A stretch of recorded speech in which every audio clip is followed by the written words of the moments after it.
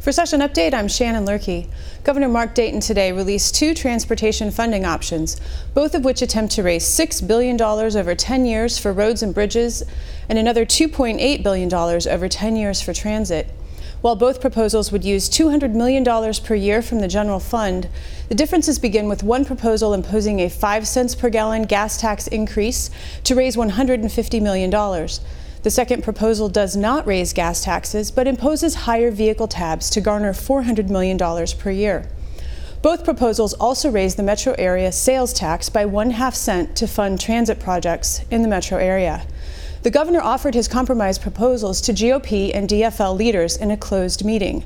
We'll show you House Speaker Kurt Dout's response after the meeting, followed by the governor's press conference. Well, the governor just walked through his numbers. Obviously, we appreciate his offer. He didn't move very far.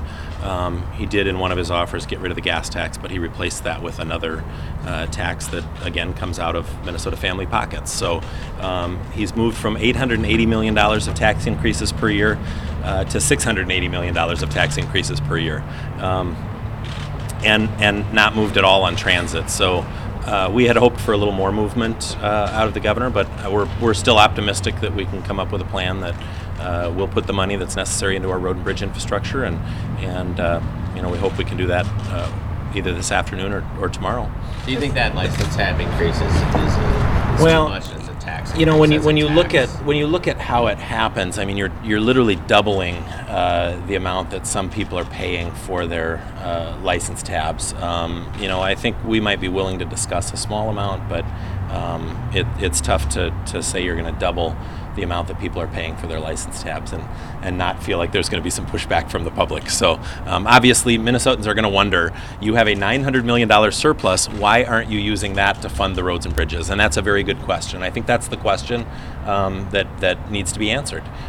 We are proposing to fund $600 million into road and bridge infrastructure over the next 10 years and do it without raising a penny of new taxes. I think Minnesotans can connect with that as being a really reasonable plan, considering we have a $900 million surplus. So we're still a ways apart, but we are still optimistic. I don't want to say anything negative that's going to make it more difficult to get to a position here, but we had hoped to see a little more movement out of the governor, but we're going to continue talking throughout the day today and tomorrow, I think, to come a little bit closer. So the onus now on you to come up with a deal? Well, the governor's still not even recognizing that our plan funds $6 billion into roads and bridges over 10 years. So for us, we need to get him to that point first, and he's doesn't recognize trunk highway bonding as being money spent on roads and bridges, even though his original plan included $2 billion of trunk highway bonds. And by the way, in his original plan, he counted that $2 billion of trunk highway bonds as part of the total. So that's exactly what we're doing. We're doing exactly the same thing he did, and we're covering the debt service out of the general fund. And we think that this is a reasonable plan that will fund roads and bridges over the next 10 years at the level that we've all agreed is necessary, and it'll do it without taking more money from Minnesota families. And we think that's very important. He made an offer, though. Don't you have to make an offer? Yeah, I mean, we certainly can. We had told him on Friday that we thought it would be more productive and a better use of our time to actually sit in a room over the weekend together and talk about all of the different options for spending and also for revenue and sources of funding.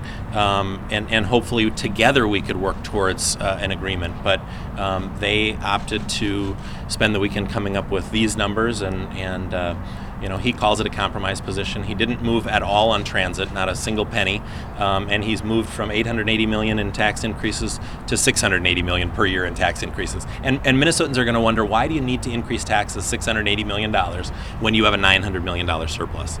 And by the way, that's $680 million per year. Did you make it clear to the governor that you're rejecting both of his proposals? Or? No. In fact, we didn't take it. He didn't say that this was a take it or leave it sort of thing. He just said this is an idea, and we respect that. We thanked him for that. We think that was productive. In one of his offers, he's moved completely off of a gas tax, which we think is a good move, and that's what we recommended that he do on Friday when we spoke. Well, Mr. Speaker, he needs to move more off of tax increases in the other areas, the sales tax and the tab fees. Is that what you're telling us? I think Minnesotans sitting at home watching all of this are going to say, wait a second, you've got a $900 million surplus why do you need to raise $680 million of taxes or take $680 million more from Minnesotans? And that's the part that really needs to be answered. We can solve this problem with the resources that we have. We just have to make a commitment to do that. And I think one of the problems is the governor's having trouble figuring out how you fit that in with all of the other spending that he wants to do with the available resources. So maybe the governor needs to figure out if roads and bridges are really his number one priority, if he's willing to put the surplus towards that. And I'd like to add something else to that. Sorry, go ahead. You know, to put it in another context, you consider the state budget about $42 billion. We're talking about $600 million of general fund spending, and that's, I don't know what the percentage is, but it's probably around 1%. So if we believe it's a priority, that's why we're willing to put that 1% into roads and bridges, and we would hope the administration would be willing, if it's a priority, it's in the Constitution. We would hope that the administration would be willing to put in 1% of our general fund spending towards transportation. If the governor's not, I'm not sure how serious his intent is to move forward with the transportation plan. Mr. Speaker, are you willing to walk away from this and go home without a plan this year of transportation? No, we're not.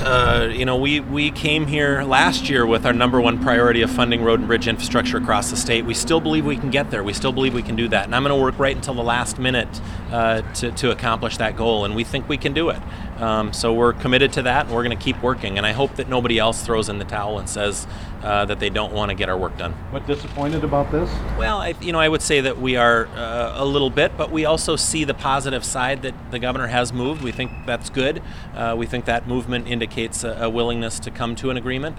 It's still heavy on tax increases and taking more money from Minnesotans. So we'd like to see less of a reliance on that and more of a reliance on the resources that we already have. Does this go back to conference committee exchange of offers now, or will you, does leadership propose something to send to the governor? I think we're probably going to go back and take a look at can we fit this into a context of setting targets for all of the committees so we can get all the members of the legislature that are on those conference committees working. The governor did mention that he's ready and willing to set targets for the other conference committees. So I think if we don't make headway on transportation yet today, I think we will make headway setting targets for the other committees. At least that's my hope. Yeah, when does the urgency start? You have less than a week now to pass bills. I think I'd like to have an agreement on targets and a kind of a global framework, not down to the minute detail, by tomorrow evening.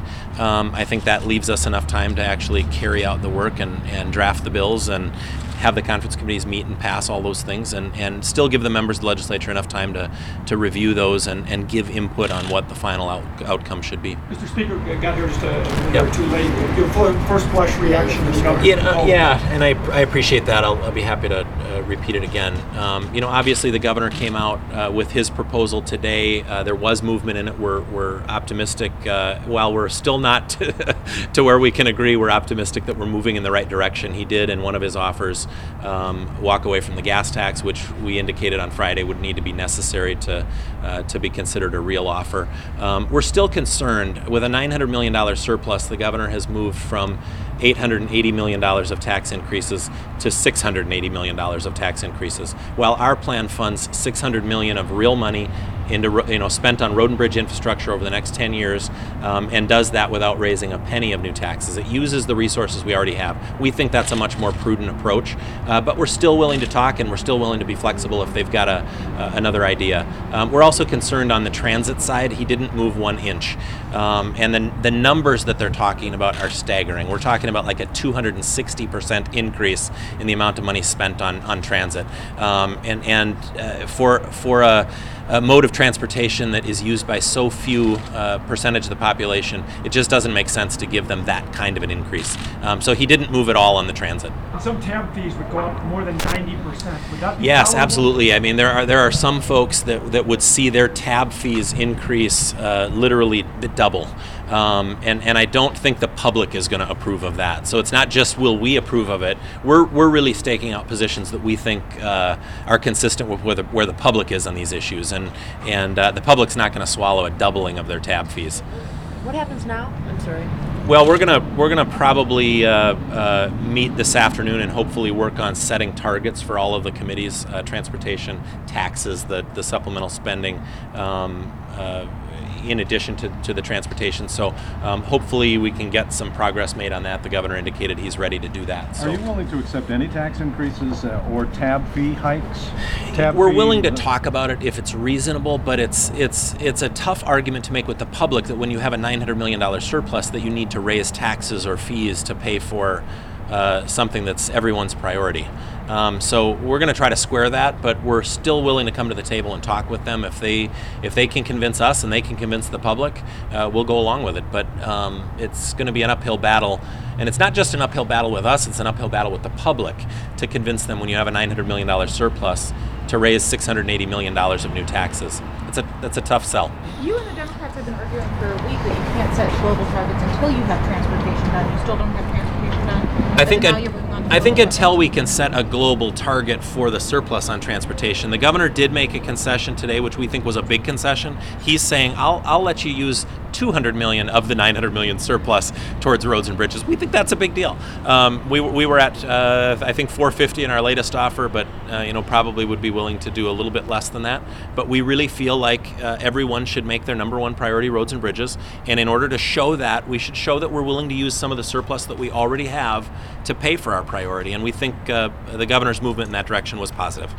Mr. Speaker, what concessions are you willing to make on transportation? It's still not. Well, we're going to go back and peruse through these numbers and see if there's something we can come up with.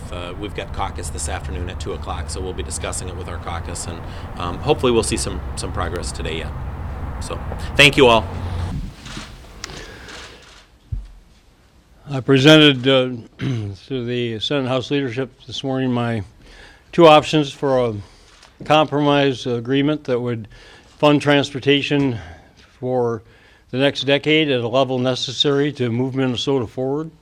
For highways, roads, and bridges, $600 million a year in real money, consistent over each of the next 10 years. For Metro Transit, an amount sufficient to move our transit system ahead and support this metropolitan area's continued economic growth and social vitality. I think you have the proposal in front of you. The funding would begin on January 1st of next year, 2017. It commits money that I would prefer not to spend from the general fund for this purpose, but as part of the compromise that I've agreed to, would commit $100 million for fiscal 17 for the second half of the fiscal year, and $200 million in each of the next 9 years. It would two options. One is a 5-cent gas tax, which would be my preference. I think it presents a more balanced funding proposal, but it also, in deference to the House ruling out a gas tax increase, presents a second option, which would depend entirely on the tab fee increase for the additional funding necessary. And again, those are detailed. And I stress again, $600 million is the level we all agreed upon, House, Senate, and myself previously, as what's necessary to move Minnesota forward and to meet the needs of this state over the next decade for improved transportation all over Minnesota. So I'm not willing to settle for less. It's incumbent now on the legislature, the 4 caucuses, on the conference committees, to decide if they don't like my proposal, one of those two, to agree upon their own, and to get a real solution, real dollars, sustainable dollars over the next decade, and give Minnesota what they want and what they need, which is a better transportation system all over the state of Minnesota. Lieutenant Governor? Thank you. So over the last several months, I have gone all over Minnesota talking to people about transportation, from International Falls to Marshall and places all in between. And I've talked to county commissioners and mayors and local chambers of commerce and business owners, and everybody says the same thing. They say that we need to get something done. They say that transportation isn't partisan, it is about economic development. You saw yesterday, I think, county commissioners representatives from over 80 counties sent letters in urging us to find a solution that uses new revenue to do exactly what we need to do. So today, the governor offered two different ways of skinning this cat, in addition to the way that he offered last year.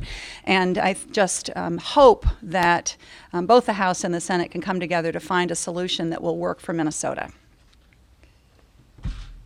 Glad to respond to questions. Governor, the House Speaker rejected this, said that with a $900 million surplus, he believes that their plan from last year has plenty of money to do this without tab fee increases or a gas tax hike. Further says that transit money is problematic. Well, if he's not willing to find a compromise, meet halfway, then we won't have a transportation bill this year. But then people should understand that the Speaker, if he's speaking for his caucus, have scuttled this before we even had a chance to give it fair consideration. This is truly meeting halfway. I propose no general fund money. They propose $300 million in general fund money. My proposals each provide $200 million in general fund money. They said they wanted a solution that did not involve a gas tax. My second option provides for no gas tax, tab fees to make up the difference between the general fund and the $600 million a year. We all agree. Theirs is fiction. Their proposal is not real money. It's not all of it. Some of it is, but it doesn't add up to $600 million a year. They've got double counting money that MnDOT already has in its general operating budget. They count general obligation bonding, which is a one-time, which is not committed, and they won't tell us what their $600 million general obligation bonding bill consists of. So we have no way to make that evaluation. So, the House is, for the last 9 weeks of the session, has stood on its position. The Senate stood on its position. If the House is going to continue to stand in its position and pretend that that's going to solve the problem, first of all, they're not being honest with the people of Minnesota, because it's not real money, $600 million. And secondly, there's no movement then toward a compromised position. So if that's their stance, then we won't have a transportation bill this year, and it'll just prove to Minnesotans that divided government can't work for the better interests of the state. Governor, you say you won't settle for less. Is this your final offer? My final offer is $600 million a year in real money, sustainable funding for each of the next 10 years. That I won't compromise on. How we get there, if it's real money and sustainable, I'm certainly agreeable to anything amalgam of. It's not my proposal, one or the other, or take it or leave it. I'm trying to show a middle ground here, but the conferees ultimately have to agree on a bill. What's your rationale for the $200 million dip into the general fund, which would be ongoing? Why that figure? Why not more or less? Well, again, my original proposal and my preference would be no general fund spending. But the House was insistent on that. That's part of the compromise that I agreed to. I don't agree with it, in deference to their position, as was a proposal that does not involve the gas tax.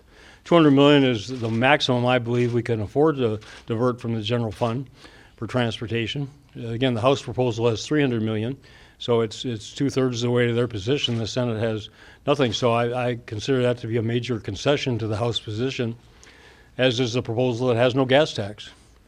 I'm disappointed the Speaker's rejected this as not offering sufficient deference to his position. Those are two major concessions on my part, to include $200 million of general fund spending, and also to show a path without a gas tax increase. Governor, he did acknowledge that you did make significant movement on the gas tax, at least in one of the proposals.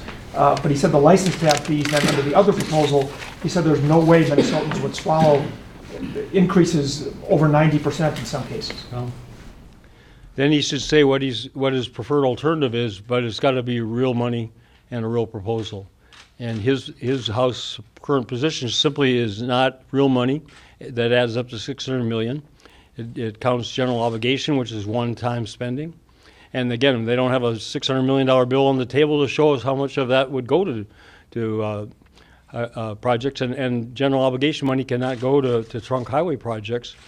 So it's not a complete proposal. If he wants to go back and stand on that. And stand off with the Senate conferees, then there won't be a transportation bill, but it'll be his responsibility, his caucus's responsibility. I'm hoping they can get beyond that. This compromise that I propose, one of those two or something like it, requires the House to to agree to things that they don't agree with. It requires the Senate to agree to things they don't agree with. That's the measure of a true compromise. But as the Lieutenant Governor said, Minnesotans have been saying all over the state, get it done. It's got to be real money, so we have real progress, and it's got to be sufficient to meet that marker, and that's why I stand on the $600 million that we all agreed to. There hasn't been any disagreement in the conference committee or by myself and my administration. $600 million per year over each of the next 10 years of additional money, real money, is what's necessary to move Minnesota forward. So how we get there, I'm open to suggestions, but just to reiterate on a proposal that doesn't stand up to that measure is really not helpful. How confident are you that it will get done? How confident are you that it will get done? You know, it can go either way. We're at the tipping point right now. It depends on the 201 legislators willing to agree to something that they don't agree with entirely. I think it's possible, but I think, you know, it's either success or failure. There's no in between. And if I'm not up facing the voters, but I wouldn't want to go before the voters next fall and say we failed on the most important measure that this session faces in terms of what the future of Minnesota depends upon, because we weren't willing to compromise and reach an agreement. When an agreement is there, an agreement is reachable. And when you all were working over the weekend and came up with this tab fee plan, did you think, aha, we've got it, the Republicans are going to accept this whole cloth and we're done? I didn't know whether the Republicans would accept it. I didn't know whether the Democrats would accept it. There are parts, each of them would has definitely said they don't want as part of the solution. But that's, again, that's the essence of a compromise. You don't get to have it all this way, you don't have it all that way. We have the House position all their way, the Senate position all their way.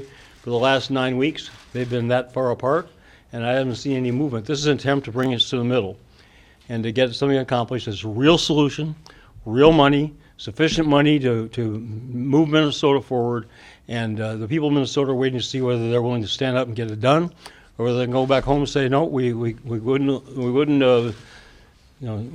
give an inch, so we get nothing for it. Governor, if there is no transportation bill, what are some of the consequences of that? Specific projects delayed or well, none of the new projects move forward. None of the improvements that Commissioner Zelli has detailed, and we can bring out our maps of the state, but none of those projects move forward. We're $400 million a year short of what's necessary just to maintain the existing highways, road, bridges system. So the conditions get worse. The trunk highways and other state highways and get more dilapidated, more deteriorated, and the general trunk highways have less capacity to meet the needs. We're talking about, what do we say, 750,000 more people by 2040. We have a growing population, increased use on our highways, roads, and bridges that will not be met. Public transit, especially the metropolitan area, will continue to be inadequate for the needs, and it'll force more and more people onto the highways, which will increase that congestion. We're gonna choke the lifeblood out of Minnesota's future economic growth if we don't move forward with this kind of transportation package. Everybody recognizes it's necessary, and inaction is really a failure on behalf of Minnesota, because it means, as I say, the guarantee is if nothing's done, conditions will continue to get worse. And I don't believe that's something that anybody can justify to the people of this state. Let me just point out one more thing I want to mention. I've said also that the $500 million, if you take the next 3 fiscal years, $100 million in general fund money for the next, for fiscal 17, half of the year, $200 million for fiscal 18, $200 million for fiscal 19. So that's $500 million for the next 3 years. If that money is not going to go to transportation, if this package falls apart, I want that money to go to the bottom line, to be a surplus at the end of fiscal 19. So that $500 million, as far as I'm concerned, is off the table in terms of using the remaining surplus, which would be $1.6 billion for those 3 years, available for taxes and for supplemental budget. And I think this proposal removes that barrier from the targets being established for the other key bills. Speaking of targets, where would you say you're at? The speaker just said he'd like to have targets by tomorrow. Does that seem realistic? It's certainly realistic. Yes. Are you talking? I told them. I asked both leaders in the House and Senate to include my staff and my commissioners, the Lieutenant Governor, and myself, in setting those targets as well as filling the content of them. So I trust that we will be included. Representative Kelly has said that Republicans might be willing to accept sales tax increase for transit, but wants to tie that to changes in Met Council governance. They put forward some specific proposals to include add elected officials to the council. I was wondering what your thoughts were on that specific proposal and on the general issue of making concessions that, as your past veto has demonstrated, you're not interested in, but in order to get a deal. I mean, as part of an acceptable transit deal, I'm certainly willing to accept changes to the Met Council. I don't know that anybody's agreed yet on what those are. The Met Council has been the favorite whipping boy of local governments for the last 40 years. I mean, that's the nature of regional governance, is trying to incorporate a broad scope where each county and each city is rightfully looking at its own individual interests. So everybody's always, been, as far as I can remember back, been critical of the Met Council, the composition, et cetera. And you get into the details of should it be this way or that way. But if they can reach some reasonable agreement on that, I'm not going to let that stand in the way. I think it's time for the counties and the cities to get real about what's needed to fund transit in this metropolitan area.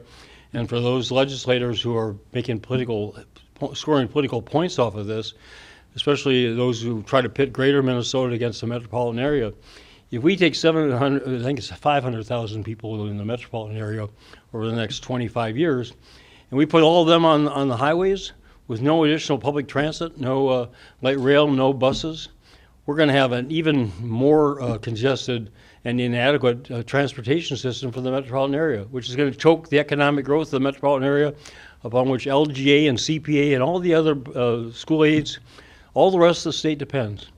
Having a vital, healthy metropolitan area is in everybody's best interest in the state of Minnesota. And having a sufficient, modern public transit system is essential for that growth. It's essential for everybody who's on the highway. It's essential for everybody who wants to be not on the highway, wants to use public transit. I don't know if you want to add it. So what do you do now? Do you wait for them to get back to you? Do you have any more meetings planned? I'm available all week. I have my schedule is clear. I'm available for meetings on transportation, on bonding, on taxes, on supplemental budget, on anything else. They all understandably want to caucus.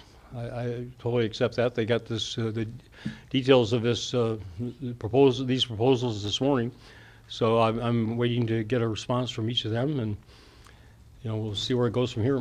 Governor, lowering tab fees was the single most popular thing Governor Ventura did. Under your proposal, or at least one of the proposals, they would go up in some cases 96%. How would voters respond to that in November, do you think? Well, 96% above, from up to 100. I mean, from 100 or so. I mean, there's no free lunch.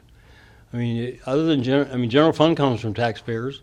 Tab fees come from taxpayers. Gas tax comes from taxpayers. There's no one else who's going to pay for improving our transportation system except for all of us. And how you allocate that, and that's why I think the gas tax is part of the tab, reduce the increase in the tab fees is a more balanced approach. But the federal government's not going to come up with the money. They're not going to shoulder this burden to the extent necessary. It depends on all of us in Minnesota. And people need to realize that if we do nothing, if you just maintain the status quo in terms of funding, our highways get worse, our bridges become more unsafe, our transit becomes more antiquated and less adequate. I'm not saying that everybody's going to think this is going to be happy to commit additional resources, but the alternative is to let things get worse. I just wanted, if I could, Tom, I think both the governor and I would prefer a more balanced approach that doesn't raise all of those dollars off of the tab fees. However, if the House Republicans are unwilling to accept a gas tax, there isn't any other option. I also just want to mention, Tim, you were asking about the consequences of not getting this bill done. A big consequence would be that we would be leaving, I think, somewhere in the neighborhood of $900 million in federal transit funding. We would be watching it walk out the door of Minnesota and go to states like Texas and Nevada and other states that have been able to figure out how to pay their local share of transit. And may I also say in response on the popularity, avoiding the necessary increased spending on transportation has been short-term politically popular for governors for 20 years. And that's one of the reasons we're behind the 8 ball now. That's one of the reasons we have such a transportation funding deficit, is because with one exception of a nickel increase in the gas tax in 2007 or 8, nothing's been done. While all the system has continued to get older, while the increased use of the system has increased, and that's one of the reasons that this is an expensive proposition to catch up and try to get ahead of where we need to be from where we are today. This is paying for years of neglect. Did you consider an increase in MVest or in sale, lease, or rental car fees? Well, the general fund money, we this is 80% of the sales tax on auto parts, if you want to attribute it to a number, but we decided it's general fund money. You can designate it, unless it's constitutionally dedicated. It's general fund money. You're not proposing an increase in those things. Not increasing those, no. Anything else on this topic? Yeah. One of the Republican members told me that you could squeeze $100 million out just by leaving license tab fees on used cars at the same rate for the first 2 years. But I noticed your plan here applies that tab fee across 8 or 9 years for the normal. Any thought of? I don't want you to negotiate. If they want to revise the depreciation schedule and still raise the money necessary. Again, I'm not wedded to these numbers. I'm wedded to $600 million as the amount necessary to have a successful transportation funding bill. But we're wide open to how that's achieved, as long as it's real money. And in this scenario, the local match or the state match for light rail would come from surplus then? Well, the money for light rail would be available from the money for the Metro Transit, without restrictions on how it'd be used. If legislators want to push Southwest Light Rail over the cliff, as Lieutenant Governor says, leave all that federal money to go somewhere else, and put all those passengers on the highways.